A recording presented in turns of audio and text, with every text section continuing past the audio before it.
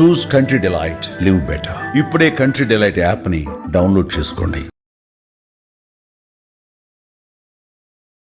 వాగర్థవివ సంపృక్తౌ వాగర్థ ప్రతిపత్తయే జగతః పితరౌ వందే పార్వతీ పరమేశ్వరౌ.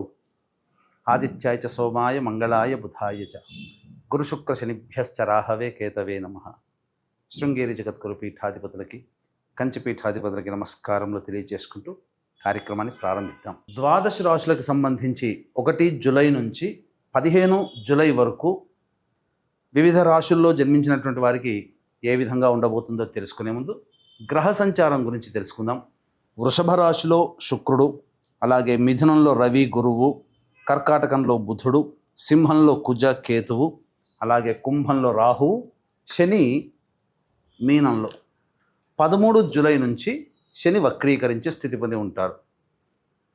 అయితే ప్రధానంగా గమనించుకున్నట్లయితే చాలామంది ప్రేక్షకుల్లో ఉన్నటువంటి చాలా సందేహాలు, కొన్ని చెప్పినటువంటి విషయాల్లో కొన్ని మాకు ఫలితాలు సరిపోవట్లేవు అని అంటున్నారు. అంటే దీని అర్థము చాలామంది చూసుకునేటువంటిది సన్ జొడాయిక్ సైన్ ద్వారా చూసుకుంటున్నారు. అంటే ఈ ఉదాహరణకు చెప్తున్నాను, 23 జూలై నుంచి 22 ఆగస్టు మధ్యలో పుట్టినటువంటి వాళ్ళకి లియో సైన్ అని చెప్తారు. కాబట్టి సింహరాశి గురించి చెప్పేటప్పుడు 23 జూలై నుంచి 22 ఆగస్టు మధ్యలో పుట్టిన వాళ్ళు చూసుకుంటున్నారు. అది తప్పు. మీరు జన్మించినటువంటి జన్మ తేదీని అనుసరించి ఒక నక్షత్రము, ఆ నక్షత్రాన్ని అనుసరించి రాశి ఉంటుంది, ఆ రాశి ప్రకారమే మీరు చూసుకోవాలి. ఇది సరైనటువంటి విధానము. కొంతమంది నామ నక్షత్రం చూసుకుంటున్నారు. ఉదాహరణకి శ్రీనివాస్ అని చెప్పి అనుకున్నాం అనుకోండి, చాలామంది సి అనే అక్షరం ఈ శతభిష నక్షత్రంలో ఉంటుంది కాబట్టి కుంభరాశికి చూసుకుంటున్నారు, తులారాశికి చూసుకోవాలి. కృష్ణవేణి అన్నప్పుడు మిథున రాశి చూసుకుంటున్నారు, అది కూడా తులారాశి, అలా చూసుకోవాలి. కాబట్టి మనం అనేక విధాలుగా ఈ శాస్త్ర ప్రకారము మనకు ముందుకు వెళ్ళినట్లయితే తప్పకుండా ఆ ఫలితాలు అనేటువంటివి మనకు సరిపోతాయని చెప్పవచ్చు. ఇక ఆలస్యం చేయకుండా వివిధ రాశుల వారికి ఈ 1 జూలై నుంచి 15 జూలై వరకు ఏ విధంగా ఉండబోతుంది, ఆదాయ వ్యయాలు, ఖర్చులు, అలాగే పరిస్థితుల అనుకూలత, ఇవన్నీ కూడా క్లుప్తంగా మనం తెలియజేసుకునే ప్రయత్నం చేద్దాం. ద్వాదశ రాశులలో భాగంగా 9వ రాశి అయినటువంటి ధనుస్సు రాశిలో జన్మించినటువంటి వారికి జూలై 1వ తారీఖు నుంచి 15వ తారీఖు వరకు ఏ విధంగా ఉండబోతుందో తెలుసుకునే ప్రయత్నం చేద్దాం. ముఖ్యంగా ఈ యొక్క ధనుస్సు రాశి వారికి శుక్రగ్రహ సంచారం అనుకూలంగా లేదు. ఈ కారణం చేత జరిగేటువంటి ఇబ్బందులు ముఖ్యంగా విలువైనటువంటి వస్తువుల్ని కోల్పోవడం ఒకటి. అది బంగారం కావచ్చు, ఎలక్ట్రానిక్ వస్తువులు కావచ్చు, ఫోన్లు కావచ్చు, ఏదైనా కానీ మీ హుందాని కాపాడగలిగేటువంటి, హుందాని పెంచగలిగే వస్తువులు మీ సొంతమైనవి దూరం అవుతాయి. కాబట్టి జాగ్రత్తలు పాటించండి. నిర్లక్ష్యం వద్దు ఏ దానిపైన కానీ. ముఖ్యంగా స్త్రీలతో కానీ, ఇంట్లో ఉన్నటువంటి మహిళలతో కానీ, అనగా భార్య, తల్లి, చెల్లి, అక్కయ్య, వీళ్ళందరితో కానీ చాలా మృదువుగా సంభాషణ చేయండి, ప్రేమగా మాట్లాడండి, వాగ్వివాదాలు పెట్టుకోకండి. ఎందుకంటే అనవసరమైనటువంటి వివాదాలు పెరిగే అవకాశం ఉంటుంది. కాబట్టి జాగ్రత్తలు పాటించండి. ముఖ్యంగా భోజన విషయంలో కూడా జాగ్రత్తలు పాటించాలి. అధికముగా అంటే జీర్ణమయ్యే ఆహారమే తీసుకోండి. ఆహార విషయంలో కొన్ని ఇబ్బందులు పడాల్సినటువంటి పరిస్థితి, అజీర్తితో ఇబ్బందులు పడే అవకాశం ఉంటుంది. ఇక గురుగ్రహ సంచారము అనుకూలంగా ఉన్నటువంటి కారణం చేత ఇది వరకు ఏదైనా పనులు ఆగిపోయి ఉంటే అవన్నీ కూడాను పెద్దల యొక్క సహాయ సహకారాలతో ఆ పనులని పూర్తి చేసుకుంటారు. ముఖ్యంగా ధనపరమైనటువంటి సమస్యలు తీరుతాయి, రాని బాకీలు వసూలవుతాయి. దైవ కార్యక్రమాలు, కుల పెద్దలు, మత పెద్దలను, పీఠాధిపతులని సందర్శించే అవకాశం ఎక్కువగా ఉంటుంది. ఇక రవి సంచారము సామాన్యమైనటువంటి పరిస్థితి. ముఖ్యంగా పెద్దలతో, అనగా హయ్యర్ అఫీషియల్స్తో కొంత వాగ్వివాదాలు, విభేదాలు వచ్చే అవకాశం ఉంది. కాబట్టి జాగ్రత్తలు పాటించండి. ఈ యొక్క బుధగ్రహ సంచారము అనుకూలంగా ఉన్నటువంటి ఈ కారణం చేత ప్రధానంగా ఏదైనా పెట్టుబడులు పెట్టినప్పుడు వాటికి సంబంధించినటువంటి ఆ పెట్టుబడులకి లాభాలు మీరు పొందుతారు. ధనపరమైనటువంటి సమస్యలు తీరుతాయి. అలాగే పెండింగ్లో ఉన్నటువంటి పనులన్నీ కూడాను పూర్తి చేసుకోగలుగుతారు. కుటుంబ సభ్యులతో సంతోషంగా గడుపుతారని చెప్పవచ్చు. అన్ని విధాలుగా సౌఖ్యము అనేటువంటిది ఉంటుంది. ఇక కుజ కేతు యొక్క సంచారము మీకు ప్రధానంగా సింహరాశిలో సంచారం చేస్తున్నటువంటి ఈ కారణం చేత కొంతవరకు సమస్యలు, ముఖ్యంగా ఆస్తి సంబంధమైనటువంటి విషయాలు కానీ లేదా మీరు సంపాదించుకున్నటువంటి సొమ్ము విషయంలో కానీ ఆందోళన చెందే అవకాశం ఉంటుంది. రావాల్సినటువంటి సమయం, డబ్బులు సకాలానికి రాకపోవడం ఈ కారణం చేత కొంత ఆందోళన పడతారు. కాబట్టి జాగ్రత్తలు పాటించండి, దైవానుగ్రహాన్ని పొందే ప్రయత్నం చేయండి. రాహు యొక్క సంచారము అనుకూలంగానే ఉంది. కావున అనుకోని సంఘటనలు, అనుకోని వ్యక్తులు మీకు సహాయ సహకారాలు జరగడం, తద్వారా మీకు అనుకూలంగా ఉండేటువంటి పరిస్థితి ఉంటుంది. ఇక అర్ధాష్టమ శని దోష ప్రభావము ఈ యొక్క ధనుస్సు రాశి వారికి ఇబ్బందిగానే ఉంటుందని చెప్పవచ్చు.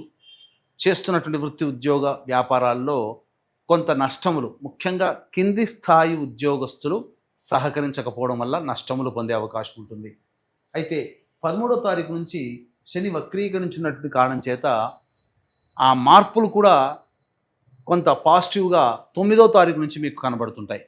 కాబట్టి ఈ అర్ధాష్టమ శని దోష ప్రభావం నుంచి 9వ తారీఖు నుంచి బడిబడిగా 13వ తారీఖు నుంచి చాలా మటుకు బయటపడతారని చెప్పవచ్చు. ఏతావాత చెప్పొచ్చేది ఏమిటంటే శుక్రుడు, రవి, కుజ, కేతుల యొక్క సంచార ప్రభావం అనుకూలముగా లేదు. మిగతా గ్రహాలన్నీ అనుకూలంగా ఉన్నాయి. కాబట్టి మిశ్రమమైనటువంటి ఫలితాలు పొందుతారని చెప్పవచ్చు. ఈ యొక్క రాశిలో జన్మించినటువంటి మహిళలు ముఖ్యంగా గౌరవాన్ని ఇప్పటివరకు పొంది అధికారము లేకపోతే బాధ్యతలు ఇవన్నీ కూడాను సక్రమంగా నిర్వర్తించినప్పటికీ కూడా మీరు సరిగ్గా చేయలేదు, మీ వల్ల మాకు నష్టం జరిగింది అని చెప్పే కుటుంబ సభ్యులు కానీ, తోటి ఉద్యోగస్తులు కానీ, అధికారులు కానీ ఉంటారు. కాబట్టి మీ యొక్క సమయము అలాగే శ్రమ వృధా అవుతుంది. కావున శారీరక శ్రమ, మానసిక ఒత్తిడి అధికంగా ఉన్నటువంటి కారణం చేత సకాలానికి స్పందించలేని గుణం ఈ యొక్క రాశిలో జన్మించినటువంటి మహిళలకి ఉంటుంది. ధనపరమైన సమస్యలు పెరుగుతాయి. కాబట్టి ఎవరికీ అప్పుగా ఇవ్వడం కానీ చేయకండి. అలాగే రాని బాకీలు కూడా ఎక్కువగా ఉంటాయి.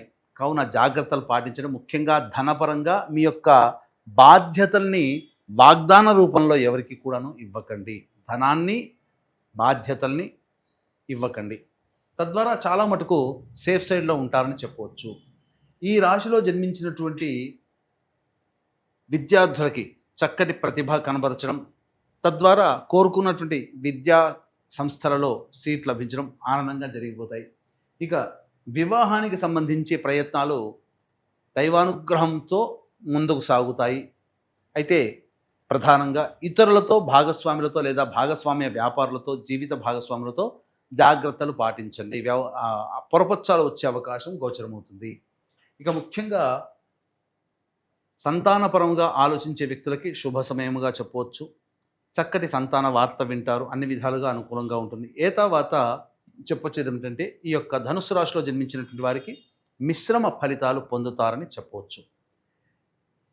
ఏదైనా దైవానుగ్రహం అందరికీ తప్పనిసరి. ఇట్టి దైవానుగ్రహం అందరికీ అందించాలనేటువంటి ఒక సదుద్దేశంతో ఈ వారాహి నవరాత్రుల సందర్భంగా మీ జాతకరీత్యా కలుగు విద్య, వివాహ, ఉద్యోగ, దాంపత్య, అనారోగ్య సమస్యల నివారణకి, అలాగే కోర్టు సమస్యలు, శత్రు సమస్యలకి, ముఖ్యంగా గృహ సమస్యల నివారణకి 9 వారాహి దేవతల యొక్క హోమాది కార్యక్రమాలతో పాటుగా మేష, మిథున, కర్కాటక, సింహ, కన్య, వృశ్చిక, ధనుసు, కుంభ, మీన రాశుల్లో జన్మించినటువంటి వారికి శనిదోష నివారణ పూజలు, హోమాలు అనేటివి జూలై 5వ తారీఖు స్వాతి నక్షత్రము దశమి తిథితో కూడుకున్నటువంటి రోజున, అద్భుతమైన రోజు. ఆ రోజున సాయంత్రం 7 గంటలకి కార్యక్రమాలు ప్రారంభమవుతాయి.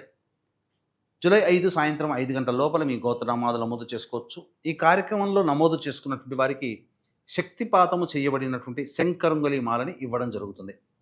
ఇక జూలై 1వ తారీఖు నుంచి 15వ తారీఖు వరకు ఈ రాశుల్లో జన్మించినటువంటి వారికి, అనగా ధనుసు రాశిలో జన్మించినటువంటి వారికి రోజువారీ దైనందిన జీవితం, ఆదాయం, ఖర్చులు ఎలా ఉంటాయో తెలుసుకునే ప్రయత్నం చేద్దాం.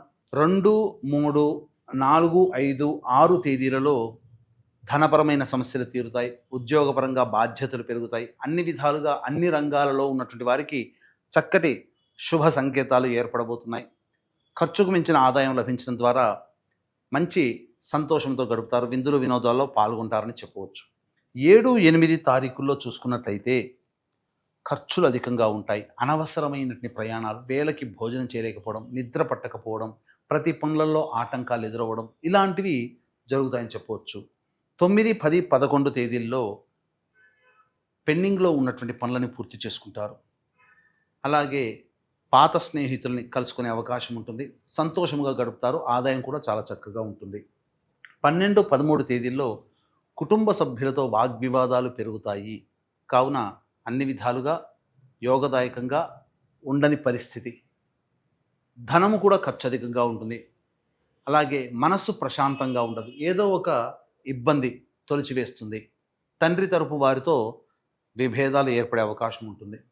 14, 15 తేదీల్లో రాని బాకీలు వసూలవుతాయి, అన్ని విధాలుగా అనుకూలంగా ఉంటుంది. ముఖ్యంగా ఈ యొక్క కింది స్థాయి వాళ్ళు సహకరించినటువంటి కారణం చేత మీకున్నటువంటి సమస్యలన్నీ కూడాను పూర్తి చేసుకునే వెసులుబాటు కలుగుతుంది, ఆదాయం చక్కగా ఉంటుందని చెప్పవచ్చు. తర్వాత చెప్పొచ్చేది ఏమిటంటే 7, 8, 1, 7, 8, 12, 13 ఈ తేదీలలో అనుకూలంగా ఉండదు, ఖర్చులు అధికంగా ఉంటాయి. కాబట్టి ఖర్చుల శాతాన్ని తగ్గించుకునే ప్రయత్నం చేయండి.